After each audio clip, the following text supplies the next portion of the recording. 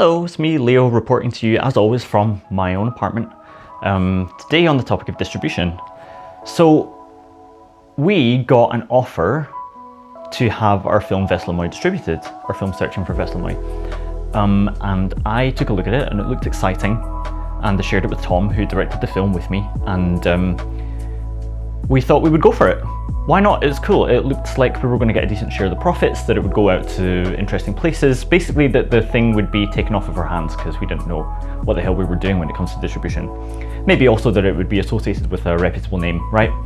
But then I sent it to some friends, and they had some concerns, some filmmaking friends, because they themselves had signed distribution deals in the past and had less than great experiences doing so.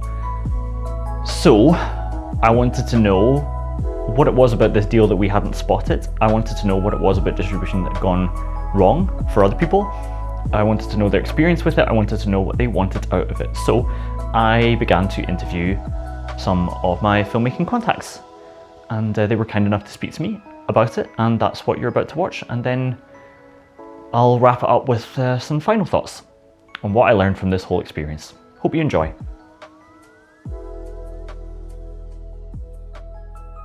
You've been an editor for a long time, I noticed. So I first got my start. So I actually, when I was still at university, I got a job doing behind the scenes content for movies. So like I worked on things like Ex Machina, Pride and Prejudice, Atonement, like lots of British period dramas.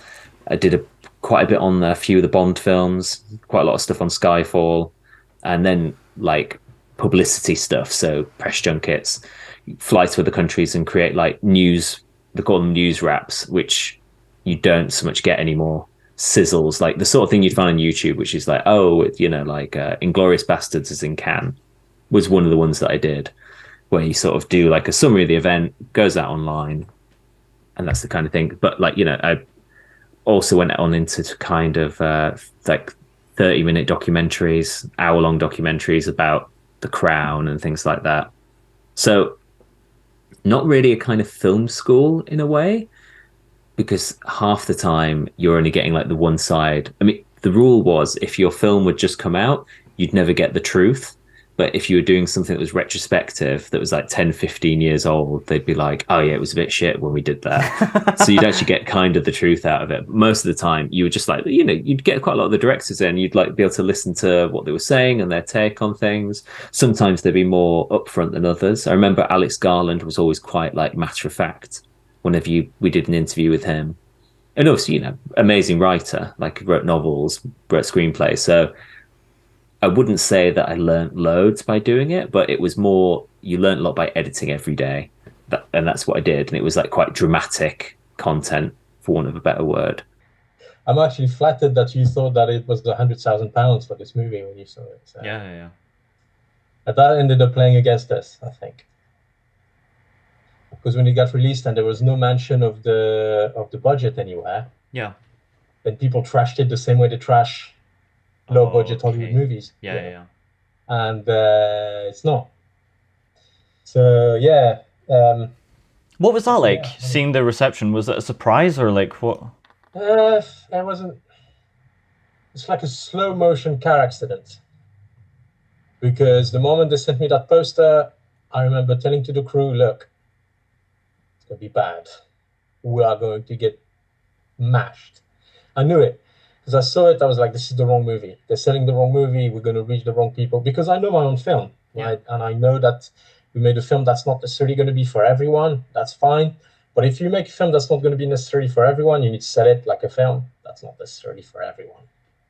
That's what you have to do. Because then you find your audience. It's always going to be... You look at anything that's controversial, there's always going to be people who hate it. But if it's sold properly, you also find people who love it and come and prop it up. But what happened is we found the people who hated it, and we didn't find the people who loved it at all. Like, you know, and so the first day of the release in the States, I was like, oh God, here comes the car crash. And I pretty much, I was working here in my office here, editing, and had IMDb on the side, and I kept refreshing, and you'd see it going like, and we went from 8 to 2.9. Jesus. When I was starting out at this teacher studies, I had a friend of mine who had noticed a like a posting in this like the university campus walls where this sketch comedy theater was looking for actors for like a student production, and she didn't dare to go on this audition alone. So she challenged me, if you come along, I'll do this. And I've always been a person who's like, are you challenging me? Sure, I'll go. I'll join. So I did that, and turned out to just be like, I found it to be so much fun. And for some reason, I got cast in this production, and they had the director of the show was Vegard Hol, and he was very supportive of me. I got to help write the pieces for the show, and we did that collectively as a group.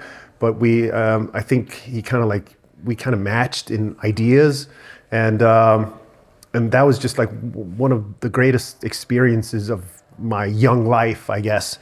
And when we did this, I was also lucky enough to get like a small part in a children's show at Rogaland Teater, which was also just a random thing, because they lost some actor who played like an elk character who was supposed to be very tall. And he was leaving the show, and they didn't have, because they use actors from the children's theater combined with some older people, and so they didn't have any other tall members in their casts. And our neighbor, my parents' neighbor, worked at Rogaland Teater, and she knew that I was doing this sketch comedy thing, and just asked if I'd be interested in helping out with that show as well. And I said yes. And doing these two shows, probably like the most fun I had in my early 20s. And I knew instantly that this is what I want to do. I want to be an actor. You can tell me like how, like the story of how you came up with your first film, and then how you got to filming it, and what happened with it, and so on. Okay. The way that I came up with it, I used to entertain these two, like, I guess you'd call them emo kids. They were younger than me. I was in my 20s at the time. I think they were probably like just, maybe like 19, 20 years old. Mm-hmm. And they were like heavy into the drug scene. And so even though I didn't really like mess around with that anymore, they would like always come over. It was primarily this one girl that a friend and I had in common. He had dated her, and then they broke up, and like I still stayed in touch with her, and we'd hang out. And so she'd bring, like, whenever I invited her over, she'd bring along whatever guy she was dating at the time, and they were always like either want to be like herbalists or just full-blown drug addicts. Right. Like she had this one, she dated this one guy she brought by, and he'd have like a mason jar of some dark liquid, and he'd be going like, oh no, that's the Rocca root. Yeah, it's from Jamaica, and it's got all these healing properties and all.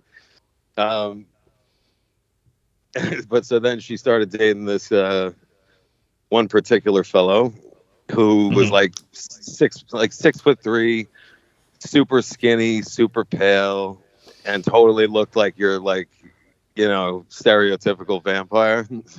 Mm-hmm. And the two of them would come over, and one of them stole fentanyl pain patches from their grandmother.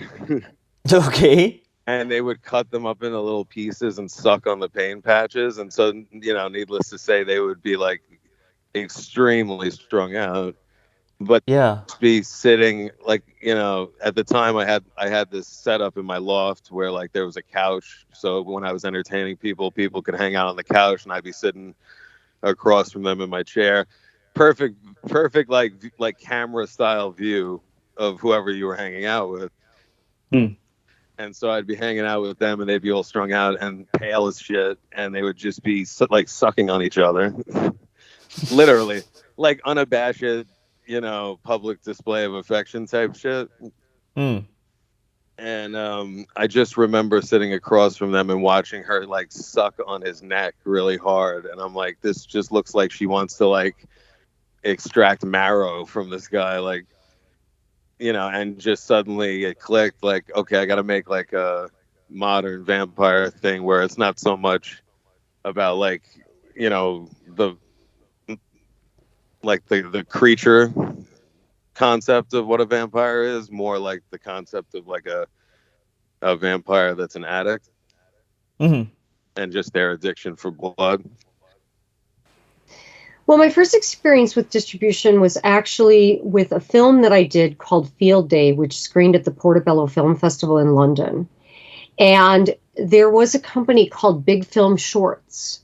And I think at that time, they were the only company that handled the distribution of short films. I know there was discussion, and I had my attorney looking at documents. And I don't know that we ever really went anywhere with it. And I don't even remember exactly why, because that was right around the time of my Scarapist experience. I will say straight away that I don't sign anything without my attorney's review and advisement. And I don't recommend that most filmmakers do that ever. There are a lot of filmmakers working with limited resources, but there are entertainment attorneys who are willing to work with independent filmmakers, especially if they want the experience. And that doesn't mean that all entertainment attorneys obviously are created equal. They may not be working with, somebody like Sky Moore or something, but they're going to find somebody who at the very least can look over what the contracts are and see that they're in their best interest, because a lot of distribution contracts are not in the interests of the filmmaker, sadly. And you have to consider that these people, they may want to distribute your material, but they're not your friend. And oftentimes we can feel very flattered by the very idea that anybody would want to distribute our material, but there's so many levels to that. So that's getting into my experience with distribution, but more specifically, my first foray into distribution for feature films was with The Scarapist, which was my first feature. So we had a number of offers with that, and I had a sales agent, for example, that was actually using my film to basically truck and promote his own material. He was drawing people in with my movie and then drawing them to his. It was like a conflict of interest thing. And that does happen. You have to consider things like that. Also, some of the smaller companies end up going under. So you have to think about who you're signing with. We had a deal with Alchemy, which wasn't such a small company. Alchemy was one of the largest distributors, particularly of independent DVDs and Blu-rays, and they went bankrupt in June of 2016, I think it was. They were just trying to get too big too fast. They went to Cannes that year, and they were buying up all this property. And they were a great company. That really hit the indie markets really hard, because I think it was Matt Damon in an interview who said DVD sales, the loss of DVD sales into streaming was one of the things that really hurt indie filmmakers. And I would agree with that statement, because that was a lot more revenue than streaming provides. So we could have actually more than made our money back with that one deal for the DVD deal, which would have distributed the DVDs and Blu-rays into Walmarts all over the country. Not that I'm a huge fan of Walmart for political reasons, but that was the main market for DVD and Blu-ray sales. And that was because you had even people who weren't necessarily film buffs would go into a Walmart and see something they might like, and it was affordable, and they would buy it. So that hit the indie market hard. And when you just got into exclusively streaming, which by the time we released, that's what we were getting into. And I think you and I talked about this, The Scarapist last year on its second appearance on Amazon Prime, which did better than the first time, in fact. Maybe it was partly the timing with the pandemic, but we were getting over 1 million viewing minutes per month. And we were netting around $220. And I was shocked, because I thought, I know that it runs from like a penny per viewing hour to 12 cents per viewing hour for like the really, and you're talking about the premium content, like, being the Ricardos or something like that would get like 12 cents a viewing hour, as opposed to indies. But when you think about a penny per viewing hour, even 2 or 3 cents per viewing hour, that's what we were making. And I remember telling Liz Manischel, for whom there was a distribution division created at Sundance for her. And her jaw dropped when I told her, and I said, I know, isn't it terrible? And she said, that's actually it takes about 3 months for most films to make that across all platforms. So that's considered to be a huge, huge success on a streaming platform or any streaming deal, apparently. And I thought, well, there's got to be a better way then, because that's just, $220 a month. I'll get my money back, in 90 years? But there's got to be a better way.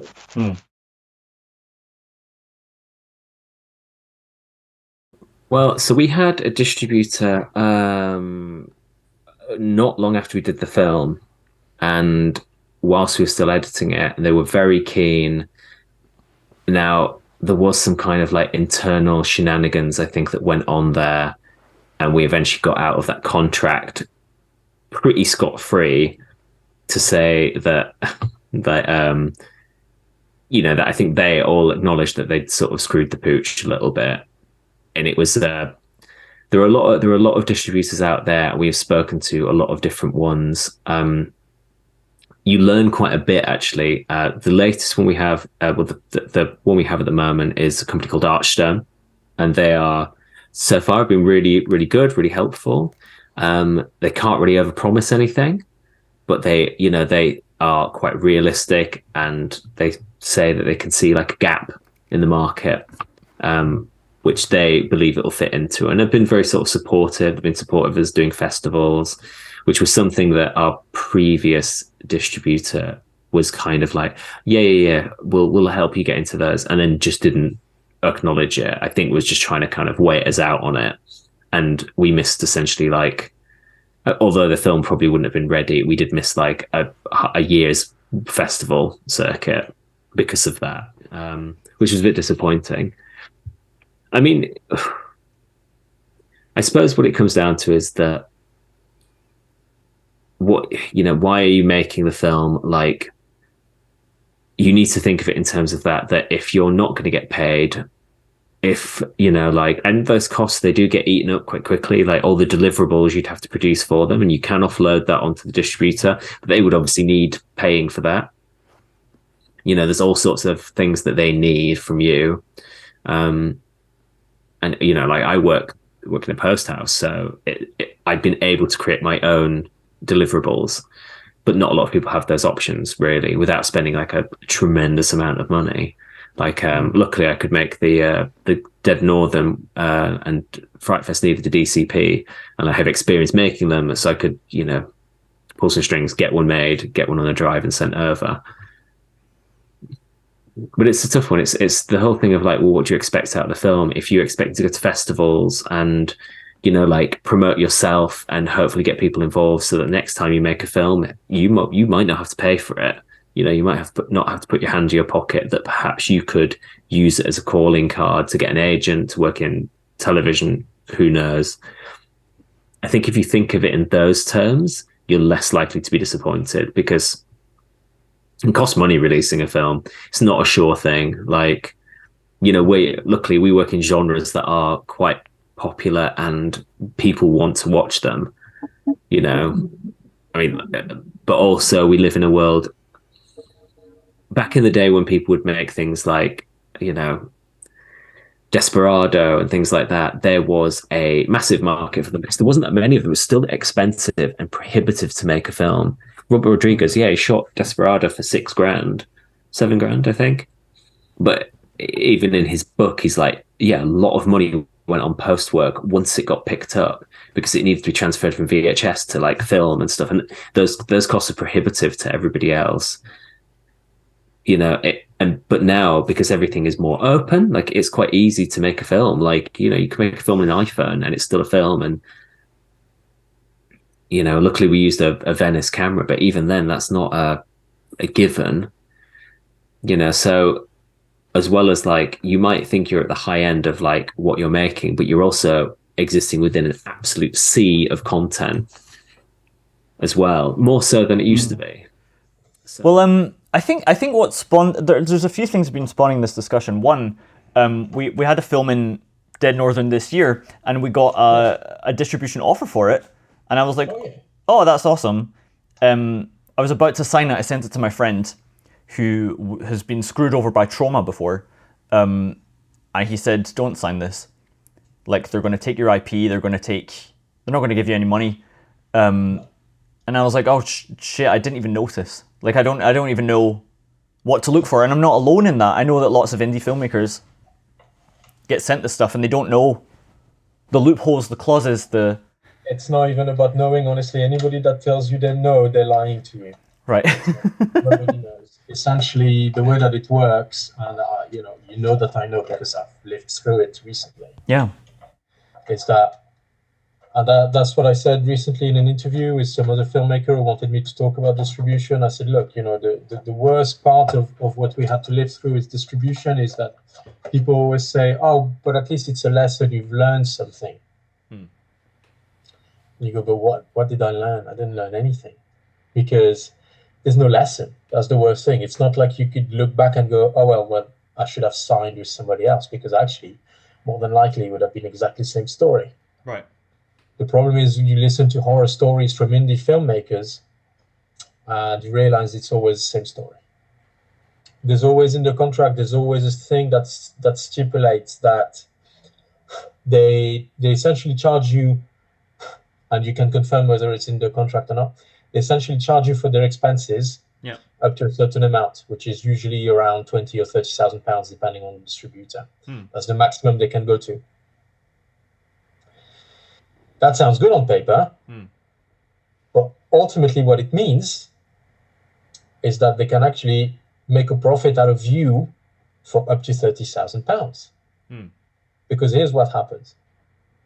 At least with Everworks. And, I've heard it from a lot of indies. What happens is that these people, and I've seen our first two quarterly reports, right? But these people, they add charges that are, so like our poster, you've seen our fucking hollow poster, right? Apparently that was £2,500. Okay. Yeah. Right? The trailer that they got made, apparently that was also £2,500. You already had a trailer. Right. And you had a better poster. Okay. Yeah. So that's my point. And then you dig a little bit and you realize, well, hang on, because actually what's happening is there's nothing that stops them from having an umbrella company. Yeah. And then have multiple companies where they employ somebody who then invoice the umbrella companies for a certain amount, only gets, say, 800 quid out of it. But on paper, there's £2,500 that's gone into your account, essentially, which means that any profit that they make. So, for example, we've sold to, imagine this, right? And I don't want to discourage you here, because really, I know it's a big deal when independents finally get a distribution deal and all that, but we sold to Germany, we got released in the US, we've sold to Russia, we've sold to India, sold to Scandinavia, we've sold to Benelux. We've made zero, not a penny. Unbelievable. Right? For a £5,000 film, not a penny. Because here's the thing, that £30,000 thing that they write in your contract, you think, oh, it's a security for me so that they don't spend too much money, right? That's how you think about it. What it actually is it's a permission for them to make a profit on you for up to £30,000, which they know they're never going to make. They're never going to make more than £30,000. That's why all these distributors they're like, designing films left, right, and center, because it's not about maximizing the profit on one film. It's about making small profits on 50 films. Yeah. You showed me an agreement. Okay, I looked it over. Most agreements are a single document. Most agreements are a single document. If there are supplementary materials, it's usually just as a sample, which I saw there was a sample. It was very complex, and yet it wasn't really, in my opinion, it wasn't really well crafted. It looked a little cut and paste. It looked a little boilerplated, their agreements, and maybe not even up to date. That's just my opinion. Again, I would say I would have an entertainment attorney look at it. But I did see some issues. I saw some discrepancies. I saw some things that looked like they weren't clear. And I know my attorney, if something isn't clear, he will not recommend that I sign it, or he'll recommend that I amend it, or whatever it is. But again, see, you're probably better off just putting your own material, using an aggregator, or not even using an aggregator, just going through CreateSpace or direct video direct on Amazon and things like that. There are so many ways you can have your own YouTube channel, for example. I mean, in that case, then what's the difference? And you eliminate the middleman, and you eliminate the complexities. Now we're going to get into something else with streaming that's a problem, and this is a huge problem. And this is something that we've eliminated, obviously, because our system. Filmmakers have no idea. There's no transparency of how many. You have to rely on their accounting system, on their systems, to know what your revenues should be, how many views you're getting. There's no way you can know that. Even if you did an audit, you have to go by whatever their internal system is, which is proprietary. So there's really almost zero transparency for a filmmaker when you're doing anything streaming. You really have to rely. It's like you're sitting there almost like a naked child, just completely dependent on them, not really knowing for certain what's really up and who is who, and what is what, and what are the real numbers. It's really, to me, it's almost like sitting on in a minefield, hoping that somehow flowers are going to sprout instead of bombs. This is why standard distribution, what we call traditional distribution models, make very little sense for me, especially for independent filmmakers. For studio, absolutely. This is where they shine. This is one of the reasons my studio created our own distribution. Did you have a lot of distribution offers through the festivals? People get in touch with you because they see it there? Is that how it worked? We had a lot of interested parties, but I think, can't quite remember, but I think we only had 2 serious contenders. And one, I can't, it was something, was it Blue Eyed Films? No. I think it's the one, isn't there a film called something like Wolf Cop? Or, Cop Wolf? Probably. I don't know. Mad Libs, those kind of words. There's probably a film of it now. There was a smaller distribution company that had an interesting sort of like indie horror. They got what you were doing, right? Yeah. And they kind of offered this sort of like this upfront deal, which I think was, I wonder if it was around $30,000 or $35,000 for, I wonder if it was like a 7-year or 10-year contract or whatnot. Okay. And then we had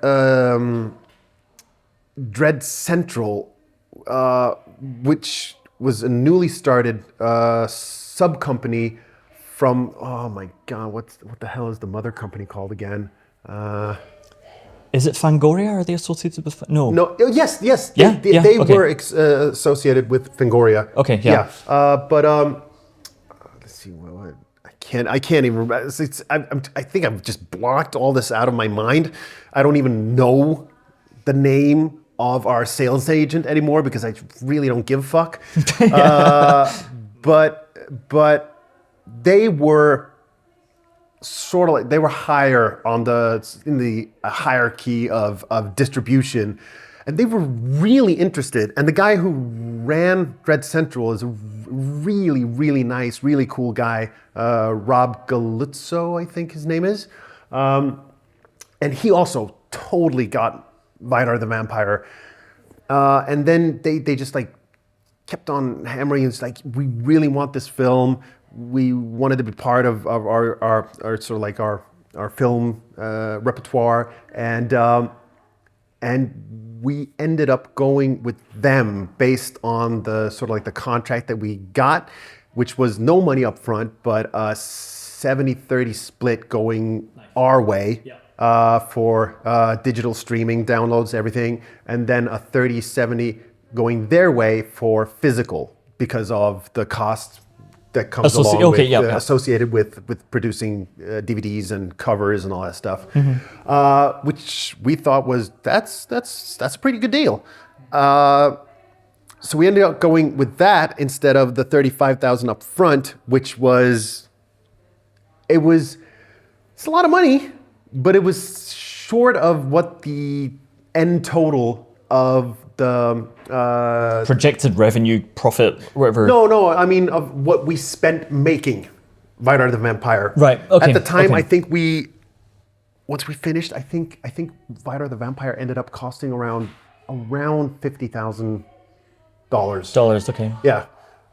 So it's one of those things when you're new in the business, that side of the business. It was sort of like, yeah, that's money up front, but that's going to end up as a loss in the grand total. Yeah. With this other company, which is higher up on the hierarchy, and also giving what seemed to be a pretty good contract, we might actually end up at zero or maybe even making money. Makes sense. So that's why we went that direction. Yeah. And now I regret that, because we haven't seen a dime. Yeah. Not seen a single dime from that film. How much did the movie cost you? It depends. If you add up like all the equipment and stuff, I mean, we used about £10,000 worth of equipment on it. Did you buy the equipment specifically for the film? No. The exercise for my filmmaking club was like, what kind of film can we make with what we have? If you made, say, $3,000 on this film, that would be your massive profit. Oh yeah, I wouldn't expect to see that much. Yeah, sure. So what's of interest to you? What's the most interesting thing to you seeing a distributor? Is it to get the distribution deal, or is it to make a bit of money? It's to learn about how it all works, really. So that's why I make so many films. First of all, because I have no training. I didn't go study this. So I thought, well, the best way to learn is just to make a lot of films and to try different stuff out. Because, there's something to be said about, well, now I'm a filmmaker who got distributed. There isn't a lot of indies who can say that, and not a lot of indies do get distributed. Right. So if that's what you're after, then that's definitely, I think, something to consider. However, if what you're after is making a bit of money, I would just, if your film costs nothing, I would just self-distribute. Yeah. I mean, I think that if you sell 200 Blu-rays, I think you're right. I think what we wanted from it was the task put in someone else's hands, because I like self-distributing, self-promoting and everything is not something I'm good at. I know how to do. It would be a whole new thing to learn, and I want to move on to the next project, Yeah. And I that was for me, that was what got me to go, okay, I'll sign with Devil Works, right? I thought, why not give it to somebody who knows better than I do? I've seen the results of that, right? No. First of all, what you find out is they don't know better than you. They don't at all. The things that you would think they know, actually, they don't know at all. Most people that we talk to, I currently, I don't know if you saw, but I'm working with a company called Altered Innocence, and I was working on re-editing a trailer. Basically, someone did a botched job on a trailer for Iceland's official Academy Award submission. Ooh. I ended up working on that. I ended up re-editing the whole thing, and I had a meeting with Frank. So Frank distributing the film, and we ended up talking about Wyvern Hill. And I showed him the poster and the IMDb, and he was like, "Oh, what is that? What have they done to this?" And he didn't know anything about the film. I don't really know him. And what he said is, the problem is what they try to do is aim so wide that they destroyed the film completely in the process, and so they actually missed the target audience of the film. Wow. And you're always better off aiming for your target audience, even if it's a smaller audience, because the satisfaction is going to be better, and ultimately your reach is going to be bigger.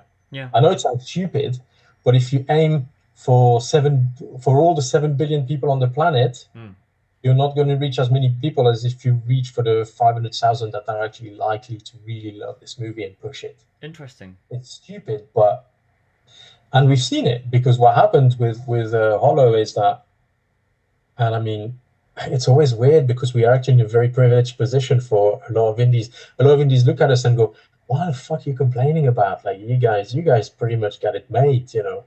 You get to a point where you're like, yeah. The trailer got absolutely wild.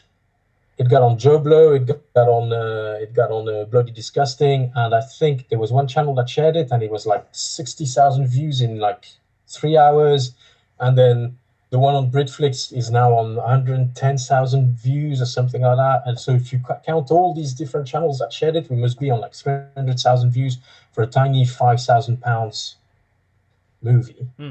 So on that level, it worked. But what happens is that you reach a point where, because you're reaching entirely the wrong audience, bam, you hit the wall. People hate it. They give it such bad press that nobody else wants to check it out. And the people that you would actually reach and would love this movie, they're looking at the promotional material, they go, "That's not for me." Yeah. Because it's the wrong movie. Yeah. So if you're going to sign that contract, I would make sure that you have at least some sort of, don't trust them 100%, I would say. Have some sort of security, because what a lot of people don't know as well, you can get anything added to a contract. Anything. If you want them to give you bananas for a year, and you want that for your contract, you can. If they agree to it, it's in the contract. So you can put anything you like in the contract. So if you want to have a say on the promotional material, they have to give it to you. Otherwise, you don't sign. Right. So you say, okay, I want to add this. Now all these years later, they've obviously come to their senses in the sense that they're not trying to claim that they've spent anything more in terms of distribution expenses, but they're also trying to claim that they haven't made shit. Like this statement from January 31st, 2020 shows that they sold $6.11 worth of DVDs, which is a very odd amount, if you ask me.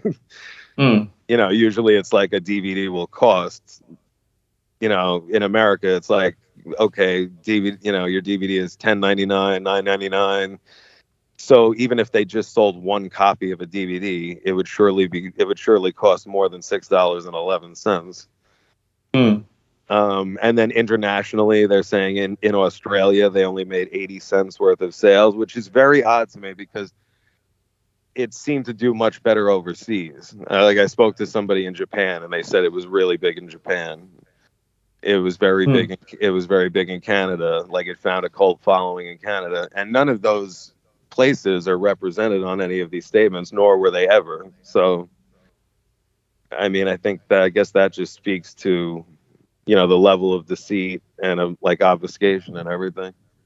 Yeah. Was one of the things that prompted us to create what we call the Studio Club. My new studios created the Studio Club, named after the Hollywood Studio Club, which was a safe haven for women and contract players in the golden age. I thought a safe place for filmmakers, a safe place for artists, a safe place for women. And ironically, one of your films that we talked about, Celebrity Gorilla, is in fact on it, which I think it's awesome. I love it. And it's perfect for that platform because like you said, it's kind of a, to the industry in a way, the whole platform itself. And I have to say that that has to be the case, because when we sent out the press releases, my publicist, who is a very reputable, established publicist in the indie world, she does a lot with Dances with Films and even some of the multi-million-dollar indies. She does a lot of work for festivals. She sent it out to all of her contacts, and we got picked up by one outlet, which was a business journal. It was the Daily Journal. And not one entertainment outlet wanted to pick it up. And I can see why, because that streaming platform is a huge threat. If filmmakers find out that they're being exploited, if filmmakers find out there's a better way for them to distribute their material besides utilizing these platforms, that's going to really hurt those platforms. And people will say, well, they don't really need your content. It's not just about content, it's about clicks. A lot of independent films are used for what they call loss leaders.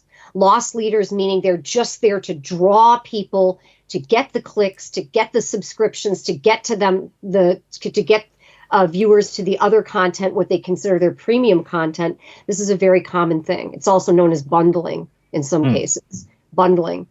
Certain films, why distributors pick up certain films and not others. It's not necessarily how good it is, which unfortunately the indie filmmakers, we don't realize this and we feel so personally about it. But oftentimes it's what's our premium content this particular season for the next 3 to 4 months?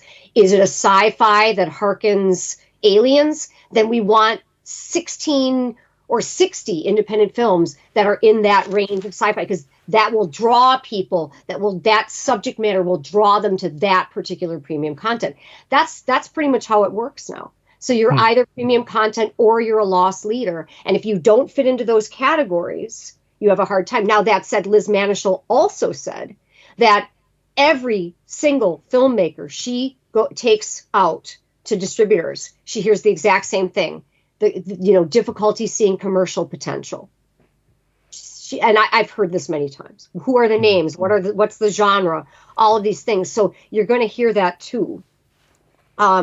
It's a very difficult world to traverse. And as I've said this too, there are a lot of sales agents and distributors who will boast about the fact that, filmmakers make pennies on the dollar while they're making a lot of the money, because they're not only making the money from the streaming revenue, but like I said, they're getting the clicks, they're getting the ad revenues, they're getting all of these things, plus additional revenues for what's being the traffic being driven to the site itself, and then what value that holds. So if you know how websites work and you know how Google ads or Google search works, if you know how clicks work, if you understand the internet, first learn that, and then you'll understand how film distribution in this new era of streaming works, because that's all connected. It is not just your content or how good it might be viewed as. In fact, in some cases, movies like Night Rain are a negative because they make the other content look bad,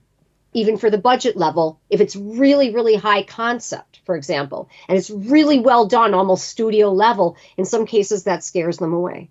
And they also don't want people thinking, yeah, you don't need a studio to make really good content. You can do it independently. We have to remember, we're a threat. We're the enemy to the large corporations. We're an enemy to the agencies because we're competition. So if our material actually is competitive and not complementary, they're not going to want it, because that's going to hurt their premium content, the stuff that they're really trucking. Distribution.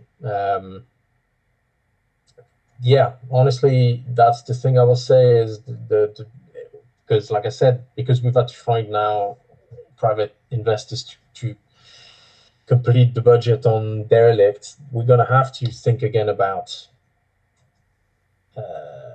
distribution, and I'm not looking forward to it. It's like the most important step in terms of what your film is going to be, and I really mean that. Like, you see it, great films that have terrible distribution campaigns and they never rise above, and they are excellent films. So with this new film, like, when do you start looking for distributors, and what might you do differently this time? Well, so we're going to make the film first as we planned. That's going to be... Oh, hiya. Who's this? Odd. Lovely. It's mad. We're going to make the film as we plan to make it. No compromise. Just do it. And then the plan is to try and hit a really big festival.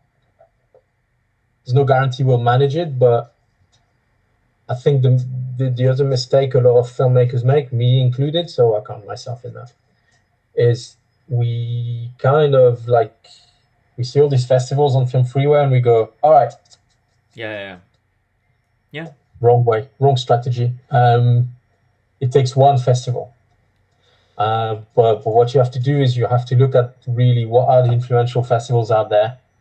And really, if you want to be honest, if you're a genre filmmaker, you got Fright Fest and Fantasia. Yeah. South by Southwest.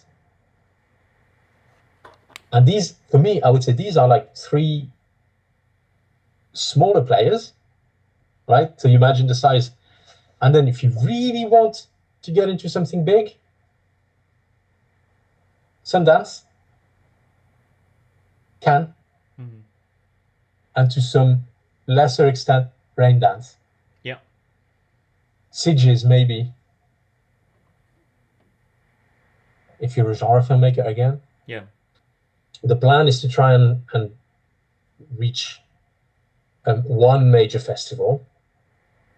And then if we can't, we'll just do smaller festivals just so it can be seen. But yeah, if we don't reach a major festival, then I don't know. We'll have to find another distributor. But I think the strategy this time is going to be the contract. The contract, I think, is the vital point where, and we're saving a little bit of money now from the budget to be able to afford the distribution side of things, where we'll be able to pay for a solicitor to go through the contract, make amendments for what we want. And then the idea is we're not signing unless the specific amendments are included in the final contract. That's the lesson we've learned, if anything. Because right now we're stuck. We can't do anything with Wagon Hill. We made a £5,000 film, and Devilworks are making money on it, clearly. Otherwise, they wouldn't be doing what they're doing. But we're not making any money on it. And so you think about it, because when you say that to people, they're like, oh, well, at least your film got distributed. But no, you can't. You have to really realize how fucked up that is. Yeah. That it's your creation, it's your work, and you're the only person who's not making any money out of it. And you're supposed to be grateful. You're supposed to be grateful. That'd be like saying, yeah, you go work in the factory every day. The factory's making money. Your boss is making money, but you don't get paid. Yeah. You just go home, carry on.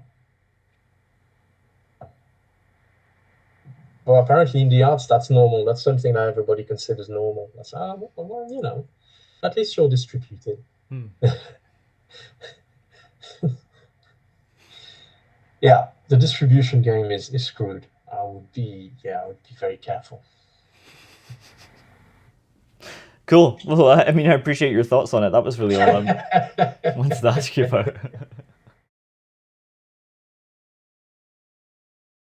My view in distribution is that I suppose, don't spend the money expecting you're going to get it back. I mean, there are ways of getting it back, but they're probably not making the sort of films that you would find particularly satisfying. Like, there is a real line in like schlock and trash that gets produced like pretty quickly. With we did speak to one guy who was responsible for quite a lot of films that get distributed. One of them was on at Fright Fest. They're very, very, very, very cheap. And he said to us, he was like, my thing is that I take your film, I don't consult you about anything, we don't do festivals, and I will basically dub it into every language available. I will release it in every territory.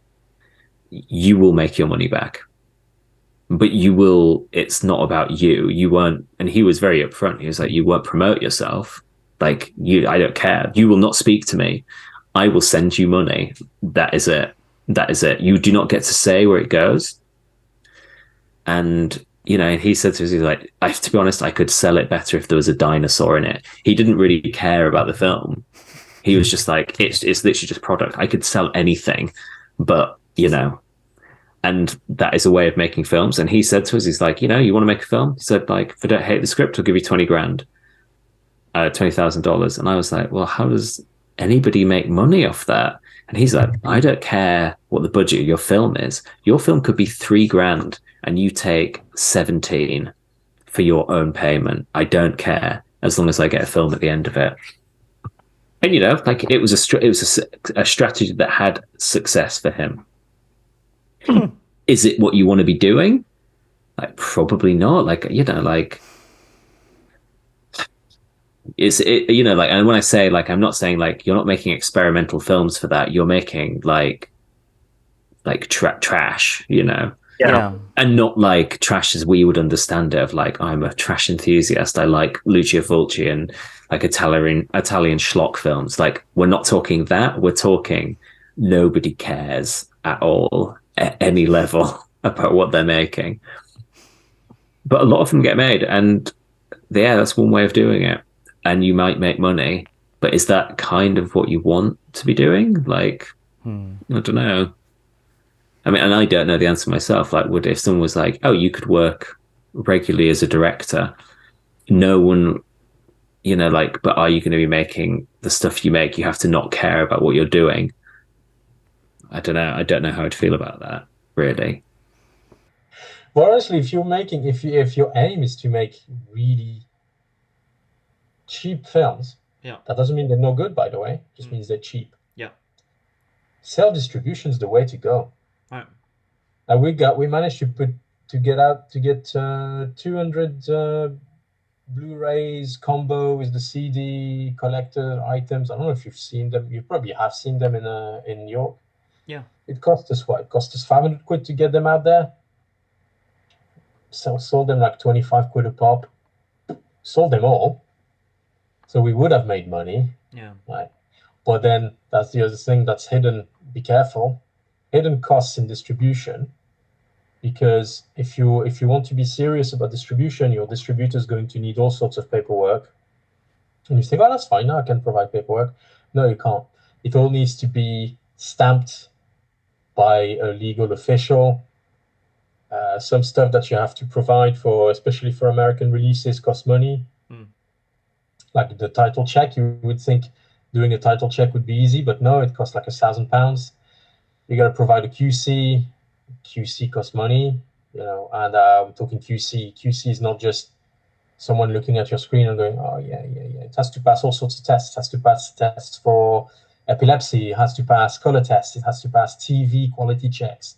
It has to pass cinema quality checks. It has to pass eyeball quality checks, which is for insurance purposes. So it's like somebody needs to stare at it and make sure there isn't too many flashing images or anything that could injure somebody or cause trouble or anything like that. Then you have E&O insurance. All of this meant that even though we sold all our Blu-rays, we made exactly zero on those Blu-rays. So it's like, it's very, very careful. That would be my advice to you. Make sure you don't sign anything you're not 100% happy with. Make sure you add things to the contract that you want in the contract. And if they're not happy with it, then you don't sign. Yeah. Because I know how it works. In your mind, you go, oh, yeah, but we get distributed, we get some money, but you won't. The way to ensure that you will is to not sign anything you're not happy to sign. And if they don't want to sign, then it doesn't change anything anyway, because you wouldn't have made any money anyway. Yeah. Is there something in the contract that you didn't spot, or was it legitimately like? It sounds like you did your due diligence. I don't know. I'm not an expert. I mean, I've read and signed a lot of contracts during my career. Yeah. And I have an okay understanding of contracts, but of course, language sometimes gets really fucking technical, which is why we hired a lawyer to look at it. Yeah. And when he also gives the okay, I would assume that everything is okay. Yeah, why wouldn't you? Yeah. I'm going to try and talk to an entertainment lawyer as well. You should. You really should. Yeah.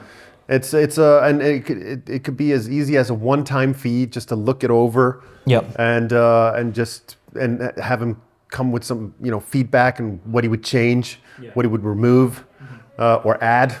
Yeah.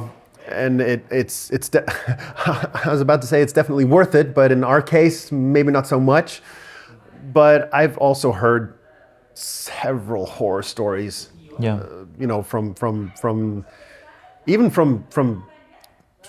top Norwegian producers who've made these mistakes, back in the days when they first started out, where it's always the suits.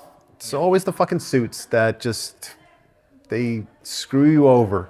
The deeper you dig into it and the more people you talk to, the more you realize at every level of this, it's basically the same. Like, very few films and very few filmmakers get any substantial amount of push from a distributor. At least, I mean, I can't speak for other countries, but I know that in the United States, like, they just don't care. And they'll, even these films where a studio has spent millions of dollars on developing a project, sometimes tens of millions, hundreds of millions, if for some reason there's a changing of the guard and the people that greenlit a project leave and somebody else takes their place, then your project's fucked. Like, now it's you're persona non grata, because it's guilty by association. If I'm the incoming executive at the studio, obviously I have a vested interest in, like, basically clearing the decks, because, well, if I'm replacing if I'm replacing number one, then obviously number one was doing something wrong. And so it's in my best interest to start with a clean slate and to have a different perspective on things, and to develop, other kinds of projects. And that happens a lot, like, or even, another example is like where, a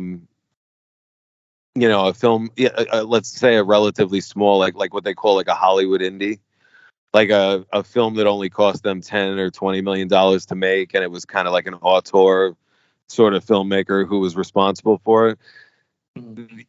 Those films invariably, those filmmakers invariably butt heads with the studio, because the studio executives really have no fucking perspective, no vision, and so they don't get what the artist is going for.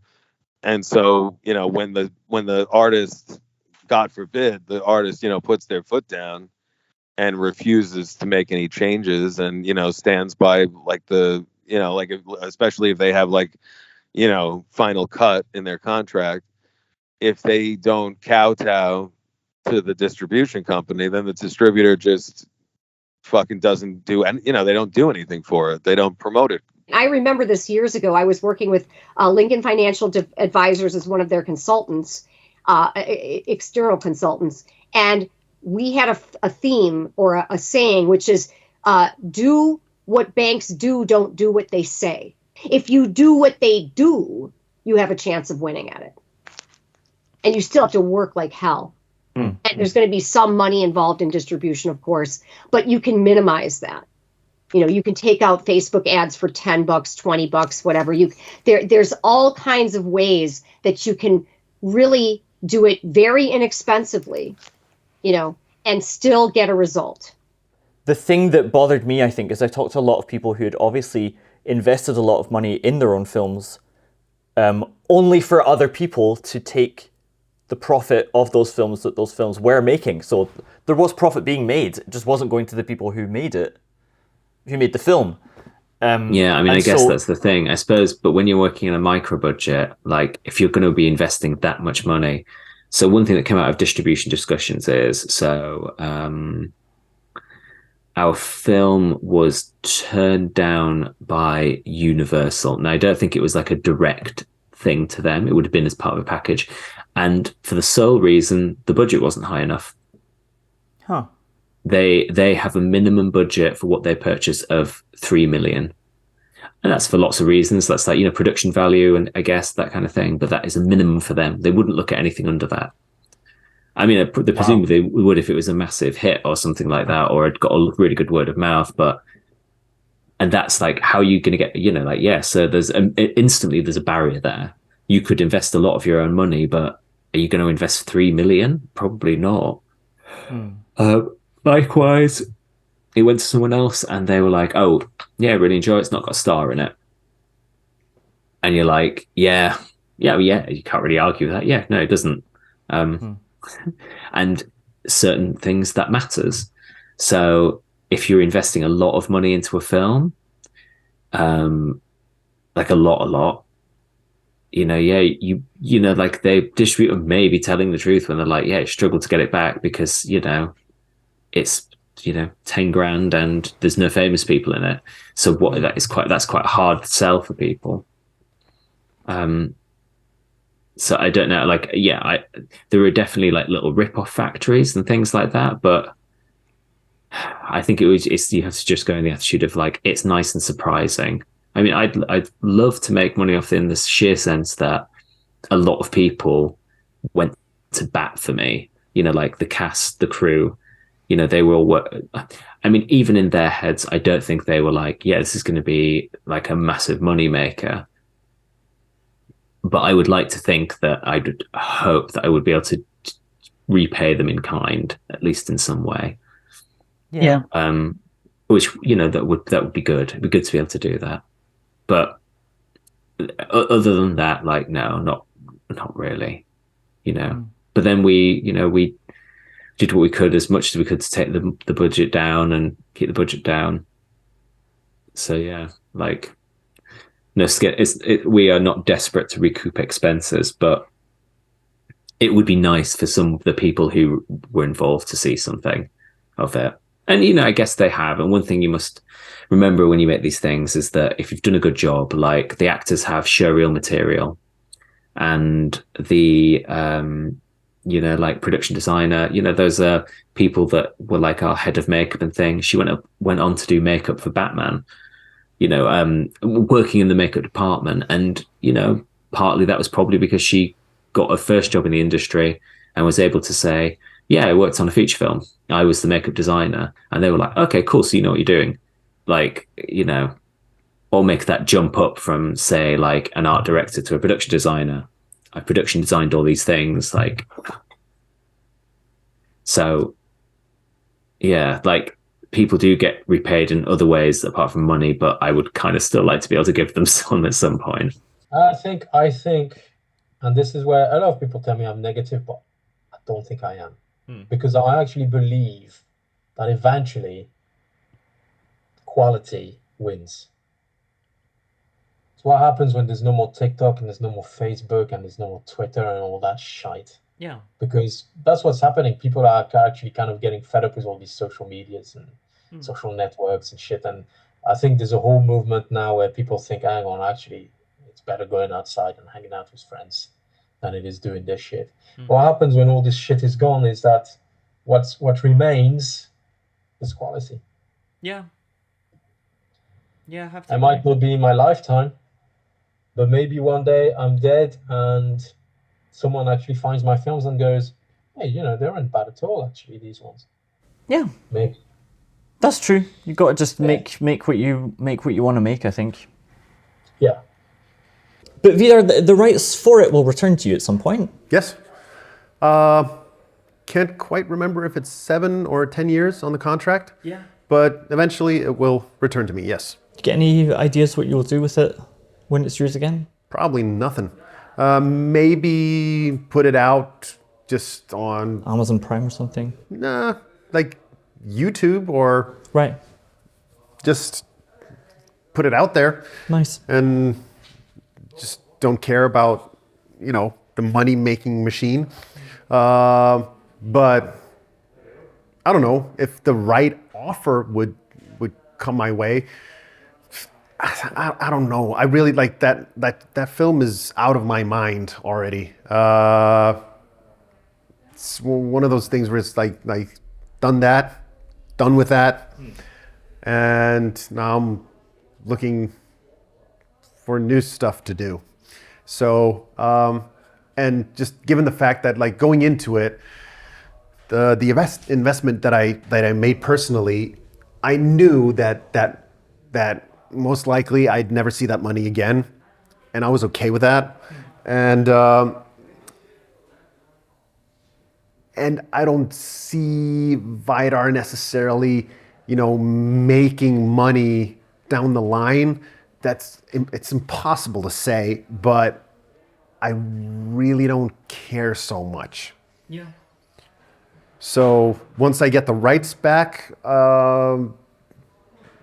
unless there's some really good deal that just comes, because I'm not going to pursue it. I'm not going to get the film back and be like, hey, I got this film and now I have the rights for, and who's interested, I'm not going to do that run. I don't want to do it. So it's going to be one of those things where either someone just knows about the film and they contact me and they give me the right deal, maybe. But if not, I'm going to do one of two things, either just put it out for free online or just not do anything. I don't know, even to have received the offer we did for Vestelmoy, for example, and then you go, oh, maybe you could renegotiate it into one that actually works for you. You're like, I mean, even the fact that somebody was going to rip us that badly, like, the fact that they even suggested doing that makes me not want to try and renegotiate with them. They seem like dicks, like, it's, I don't know. Yeah, no, I agree with you. And that's basically how I feel with Trauma.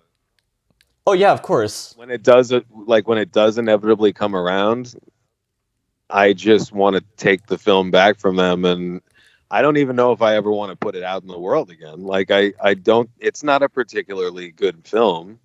I don't think that it's a particularly strong example of my abilities or anything, because I was in way over my head at the time.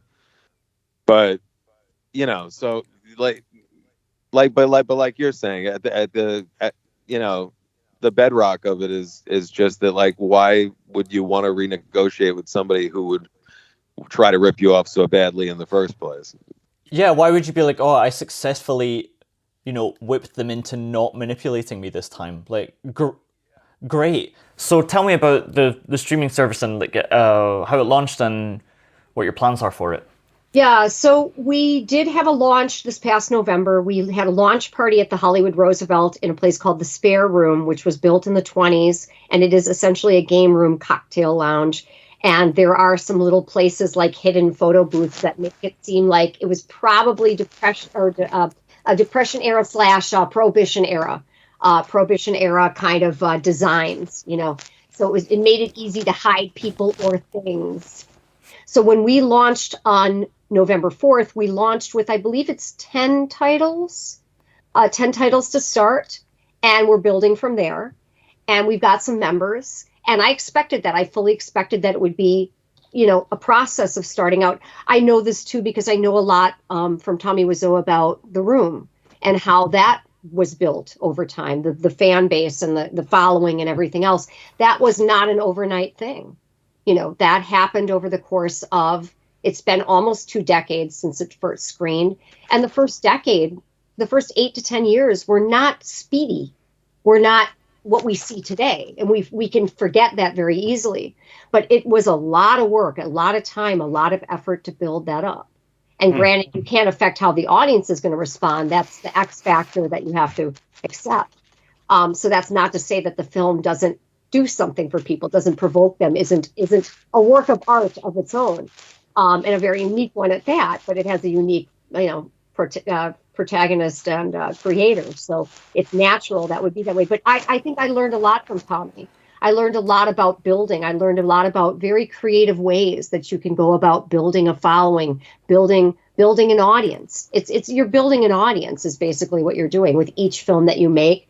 And that includes the streaming platform too. But what I like about it is we have content on there that's exclusive only to the platform. And the more you can create exclusive content that people really want to see, the more you can drive the audience to it. Our plan would be, if we can figure out distribution, then we would like to offer a service to other indies and put our expertise into the game, and essentially have 100% transparency distribution company. Wow, that'd be awesome. Well, we need to figure it out first. Yeah. That's very cool. Well, I mean, keep me updated on it, or I'll keep looking. Yeah. I'll keep watching, because that sounds very interesting indeed. And we're that's all we ask. Like, if we don't make any money, then we don't make any money. That's fine. If we didn't make money, we didn't make money. But it's the lack of transparency. And the fact that we feel constantly cheated. This is the thing. This is a really big deal for me. And I'm careful on social media not to come across as sour, but I don't mind losing. I never mind losing. If I did mind losing, I'd probably jumped off a bridge a long time ago, because I lose very often. Yeah. Or I don't like feeling cheated. If I lose fair and square, fine. Every time I felt cheated, that's where something got stuck. And it's like, oh, no, something isn't right. And that's what happened with distribution. I just felt cheated. Yeah.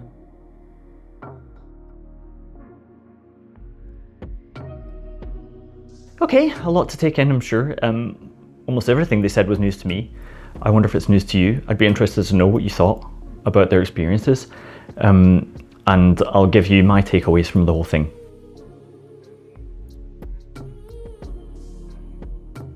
Luckily enough, I suppose, I don't have to care about being seen as a filmmaker, which means that I'm not concerned about things such as signing a less than optimal distribution deal just to say I have one, for example. That's something you want to raise your reputation in that respect. I guess that's up to you, but I think, as you can see, this culture of poor distribution deals is propagated by filmmakers signing them. If we weren't signing them, they couldn't get away with it, right?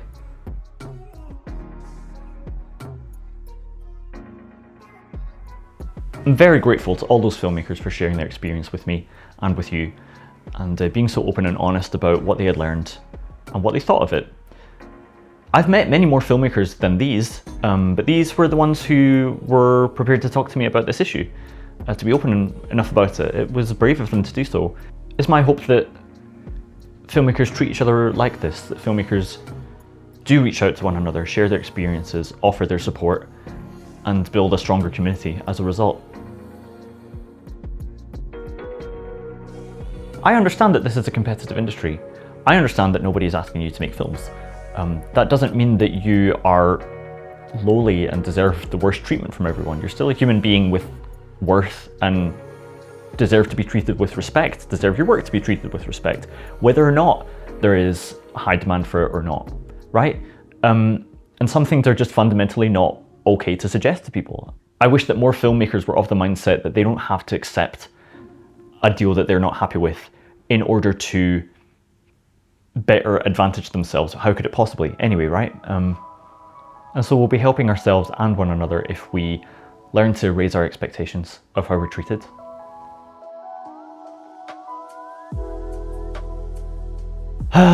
This point is relevant to everything in life.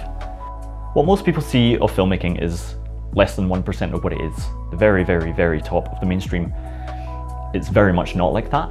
It's very much filled with many hardworking, underappreciated people, as are all industries, as is life itself.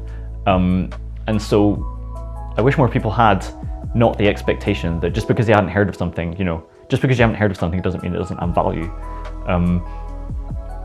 Just because somebody doesn't do something for a living doesn't mean they're not good at it.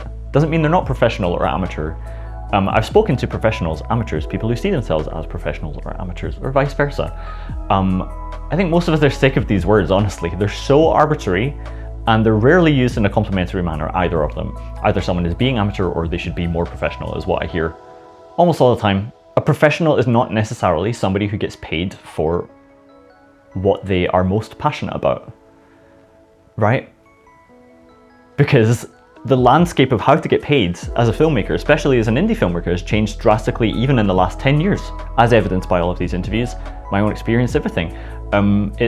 Perhaps it's never been tougher, perhaps it's never been more exciting to get your work to go viral if possible, but it's also, what with the amazing wealth of content out there, never been harder to get eyes on your work, perhaps never been harder to get yourself taken seriously for making something new as well.